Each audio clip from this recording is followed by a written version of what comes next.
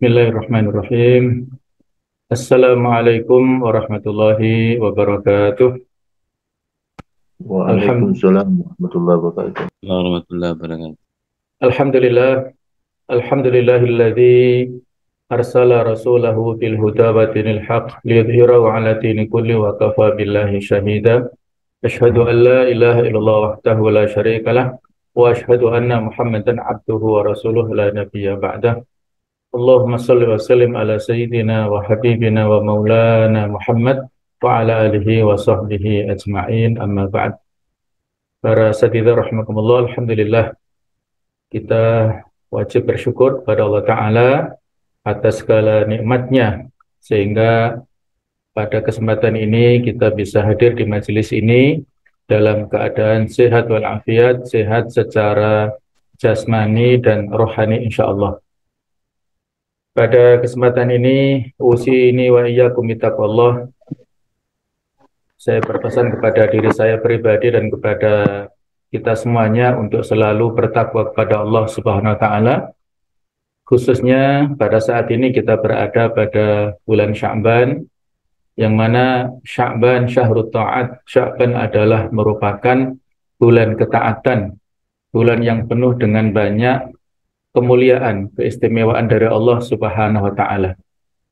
Pengertian daripada Sya'ban secara bahasa dari kata sya'aba yang memiliki beberapa makna secara historis ataupun dari sisi bahasanya. Bisa berarti bercabang, juga berkelompok, berpencar ya, setelah perang sebelum bulan Rajab. Karena kebiasaan masyarakat Arab dahulu, mereka sering berperang antara satu kabilah dengan kabilah yang lain. Dan pada saat terjadi atau mereka masuk bulan-bulan haram, di antaranya bulan Rajab adalah bulan haram yang tidak boleh dilaksanakan peperangan, mereka dampak dari gencatan senjata yang terjadi pada bulan Rajab, berikutnya adalah Sya'ban, mereka berpencar kemana-mana di antara lokasi satu dengan yang lainnya. Jadi mereka terpencar kemana-mana. Dan juga bisa bermakna berpisah. Karena menurut kebiasaan orang Arab dahulu, mereka biasa berpencar untuk mencari air di awal bulan Sya'ban. Ini pengertian yang disampaikan oleh Ibnu Hajar Al-Asqalani. Nah, pengertian daripada Sya'ban yang berikutnya secara kepanjangan ya, bisa kita ambil hikmahnya bahwa Sya'ban ini terdiri dari 5 huruf. Huruf yang pertama adalah huruf Shin yang bisa bermakna syaraf, artinya adalah kemuliaan. Sedangkan huruf kedua adalah Ain yang bisa berarti ulu, yaitu ketinggian. Sementara huruf ketiga adalah Ba, bisa bermakna bir atau kebaikan. Dan huruf yang keempat adalah Alif, bisa berarti ulfah, yang memiliki makna kelembutan atau kasih sayang. Dan huruf yang keenam, yang kelima adalah Nur, yaitu bermakna cahaya. Sehingga dari arti-arti kepanjangan daripada huruf ini bisa tercermin betapa bulan Sya'ban ini merupakan bulan yang penuh dengan kemuliaan, kemudian ketinggian, kebaikan, kemudian juga di sana ada kelembutan dan kasih sayang, serta dipenuhi dengan cahaya dari Allah Subhanahu wa taala. Sehingga mari kita bersama-sama untuk berikhtiar menghidupkan bulan Sya'ban ya, dengan syiar-syiar kebaikan, yang mana apabila ya, kita lihat kembali bahwasanya di sana ada beberapa keistimewaan di bulan Sya'ban ini. Yang pertama adalah bahwa di dalam bulan Sya'ban ini adalah amalan kita dilaporkan oleh malaikat, dibawa naik kepada Allah Subhanahu wa taala. Sebagaimana kita ketahui bahwa amal-amal manusia ini dilaporkan secara periodik kepada Allah taala. Ada yang dilaporkan secara harian, yaitu setiap subuh dan asar. itulah malaikat melaporkan, sehingga kita dianjurkan untuk melaksanakan sholat subuh dan asar secara berjamaah, supaya pada saat dilaporkan oleh malaikat kepada Allah Ta'ala, kita dalam kondisi beribadah, terutama sholat berjamaah itu. Ada juga laporan pekanan setiap Senin dan Kamis, sebagaimana hadis riwayat Tirmidzi, tu'radul a'mal yaumal itsnain wal khamis. Dilaporkan amal-amal manusia setiap hari Senin dan Kamis.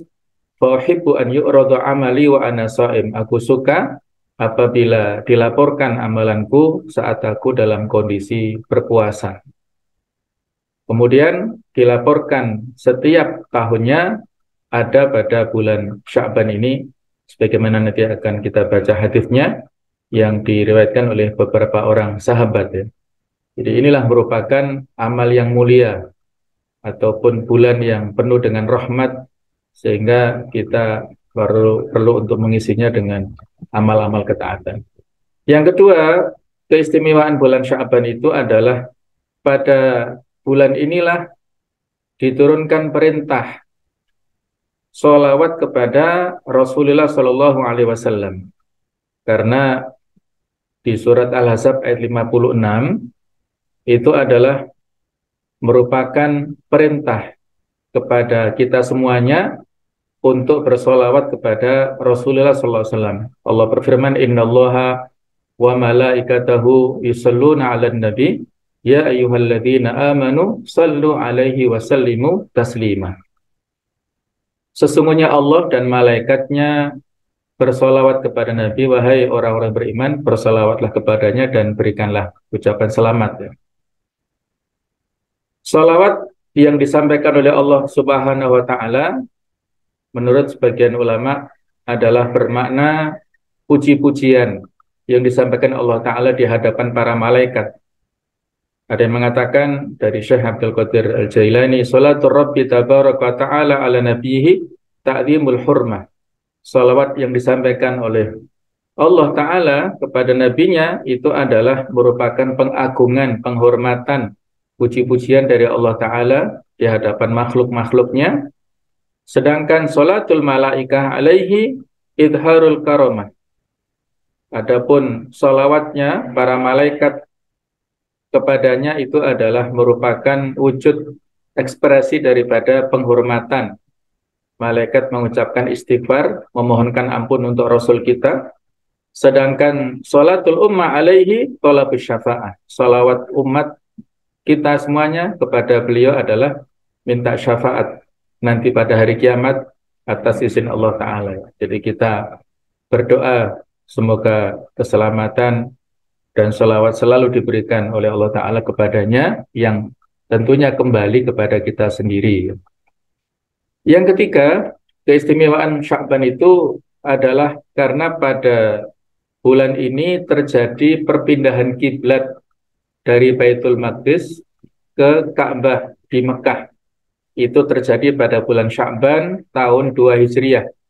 Sebagaimana yang disebutkan di surah Al-Baqarah ayat 144, Qad nara taqalluba wajhika fis sama' falanwalliyannaka qiblatan tardaha. Sungguh Allah Ta'ala telah melihat bagaimana wajah Rasulnya ini bolak-balik mendongakkan ke langit. Maka Allah Ta'ala memalingkan kiblat tersebut sesuai dengan yang diridhoi, yang diinginkan olehnya, yaitu ke Makkah itu. Jadi ini merupakan peristiwa yang fenomenal pada saat beliau bersama para sahabat sholat di Madinah. Ada yang mengatakan sholat zuhur, ada yang mengatakan sholat asar. Terjadi perpindahan sehingga di Madinah ada Masjid Al-Qiblatain, masjid yang memiliki 2 kiblat.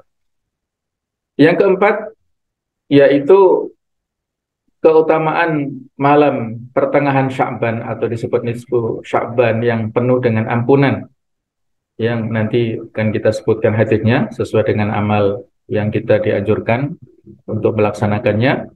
Kemudian yang kelima, bahwa bulan ini adalah merupakan persiapan sebelum masuk bulan Ramadan. Merupakan bulan yang menjadi muqaddimah, Ketika kita mempersiapkan dengan baik, insya Allah Ramadan akan kita dapatkan kebaikan secara maksimal. Nah, inilah amalan-amalan yang hendaknya kita lakukan pada bulan Sya'ban. Yang pertama adalah kita hendaknya disuruh untuk banyak melaksanakan puasa. Yang kedua adalah kita memperbanyak tilawatul Quran. Kemudian yang ketiga adalah kita memperbanyak amal-amal soleh yang kaitannya dengan hablum minan nas ya, ataupun hablum minallah, baik yang mahdhu atau yang ghairu mahdhu. Kemudian yang keempat adalah hendaknya kita menjauhi kesyirikan, dan ini bukan hanya Sya'ban saja, tapi di bulan Sya'ban sangat ditekankan. Sementara yang kelima adalah kita tidak saling bermusuhan antara satu dengan yang lain. Poin pertama adalah kita asyam, yaitu kita memperbanyak puasa, sebagaimana dalam hadis riwayat Bukhari Muslim diceritakan oleh Aisyah radhiyallahu anha. Beliau mengatakan bahwasanya adalah Rasulullah SAW itu yasumu hatta naqula la yuftiru. Beliau berpuasa sampai kami mengatakan bahwa beliau tidak berbuka. Wa yuftiru hatta naqula la yasum. Dan beliau berbuka sampai kami mengatakan bahwa beliau tidak berpuasa.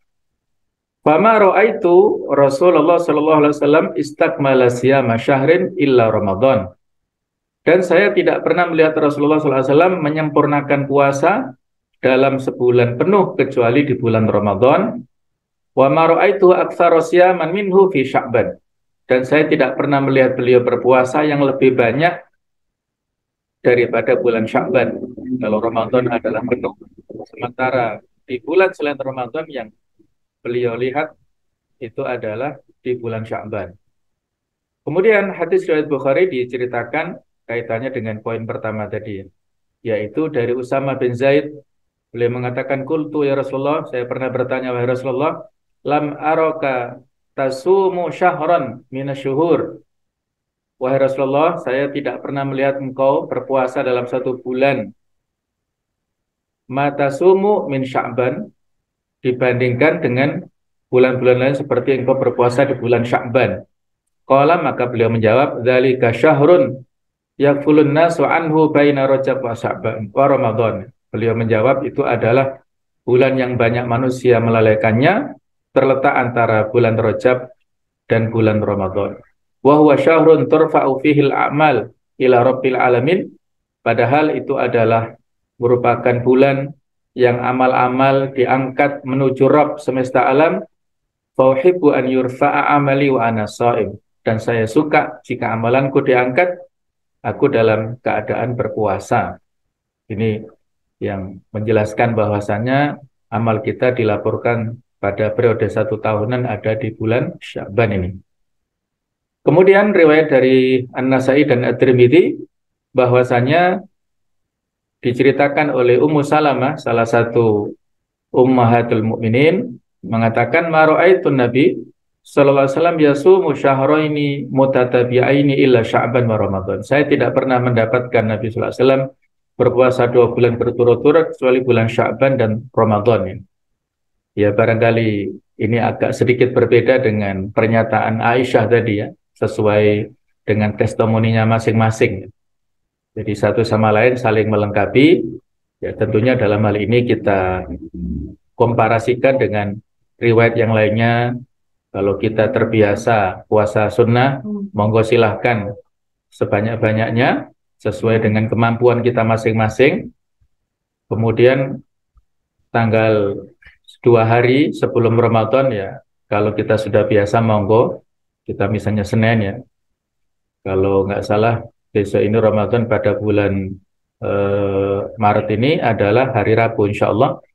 Nah itu berarti Seninnya termasuk Yaumus Syak, 2 hari pada saat sebelum Ramadan itu hari yang ragu. Kalau kita sudah biasa monggo kita puasa Senin. Tapi kalau nggak biasa berarti Senin tidak dianjurkan berpuasa ya, untuk menghindari hari yang ragu-ragu itu. Kemudian yang kedua adalah kita hendaknya memperbanyak tilawatul Quran, karena sebagaimana yang disampaikan oleh Ibnu Rajab Al-Hambali dalam kitab Lataiful Ma'arif, bahwasanya Salamah Ibnu Kuhail rahimahullah pernah berkata, "Kana yuqalu syahru Sya'ban syahrul qurra." Dulu dikatakan bahwa bulan Sya'ban itu adalah bulan para qurra, yaitu pembaca Al-Qur'an. Begitu pula yang dilakukan oleh Amr bin Qais rahimahullah. Beliau ketika memasuki bulan Sya'ban ini, beliau menutup tokonya dan mengosongkan dirinya untuk membaca Al-Qur'anul Karim. Lebih fokus. Yang kalau kita beraktivitas sehari-hari ya mungkin tidak sampai berhenti bekerja, tetapi lebih bersemangat untuk meluangkan waktu kita dalam rangka berdekatan dengan Al-Qur'anul Karim sebelum nanti masuk bulan Ramadan. Ini sebagai muqaddimah, pengantar untuk masuk bulan Ramadan nanti.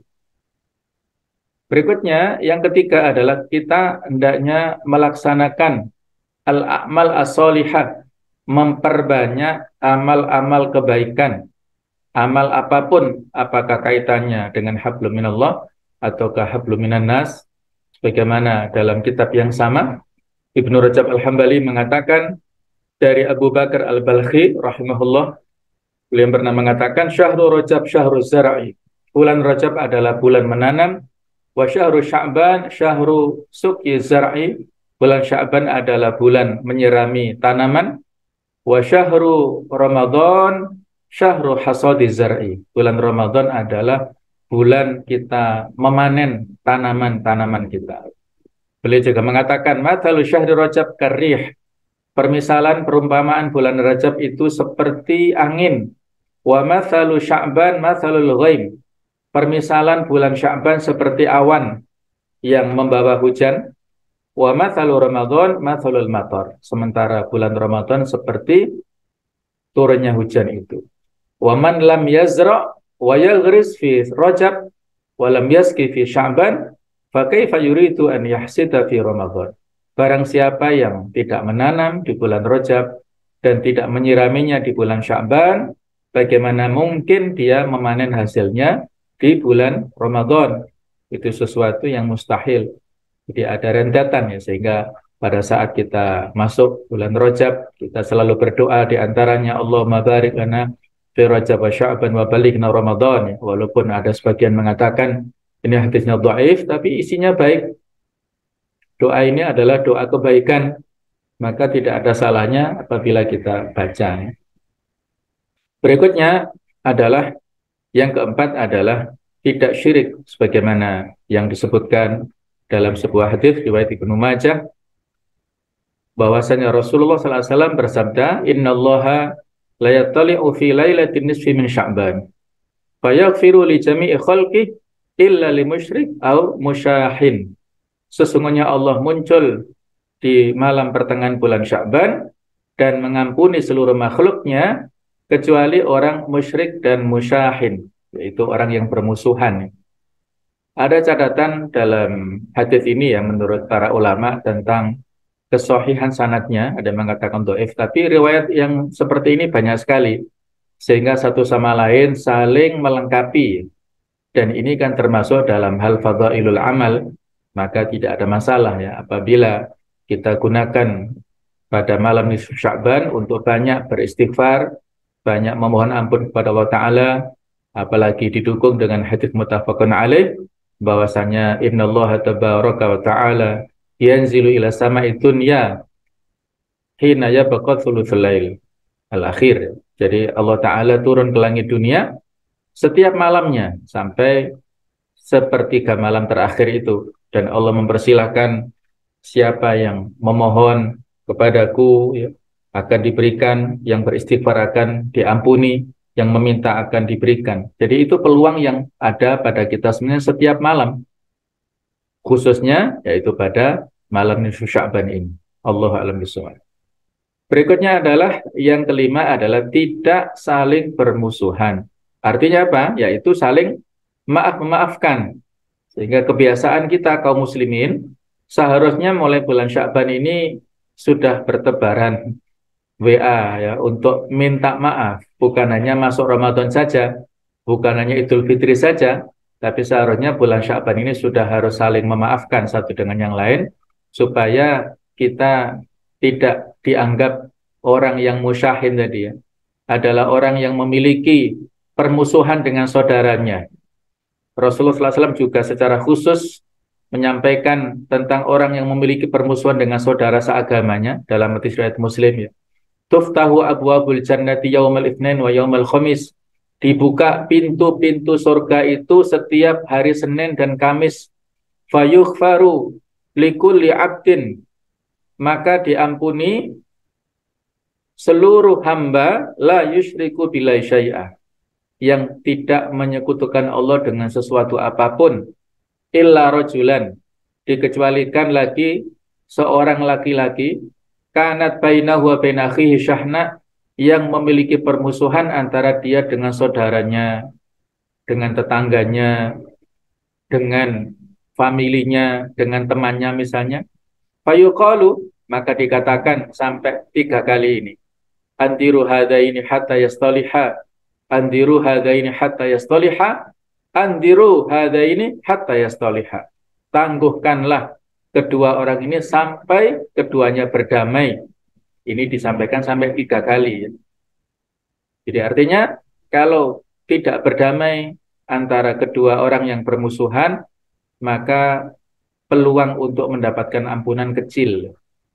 Innamal mu'minuna ikhwah fa aslihu baina akhwaikum wattaqullaha la'allakum turhamun. Sesungguhnya orang-orang beriman itu saudara ya. Maka damaikanlah antara dua orang saudara tersebut dan bertakwalah. Supaya apa? La'allakum turhamun. Dengan bertakwa itulah kita mendapatkan rahmat dari Allah Subhanahu wa taala. Inilah 5 hal amalan yang bisa kita lakukan di bulan Sya'ban. Mudah-mudahan bisa kita maksimalkan kesempatan bulan ini dengan memperbanyak puasa, tilawah, amalan soleh, kemudian kita jauhi kesyirikan dan tidak saling bermusuhan antara satu dengan yang lain. Barakallahu lana wa lakum jami'an, wallahu muwaffiq ila aqwamit thoriq wal hadi ila sawa'is sabil. Nasrun minallah wa fathun qarib. Wassalamualaikum warahmatullahi wabarakatuh. Waalaikumsalam warahmatullahi wabarakatuh.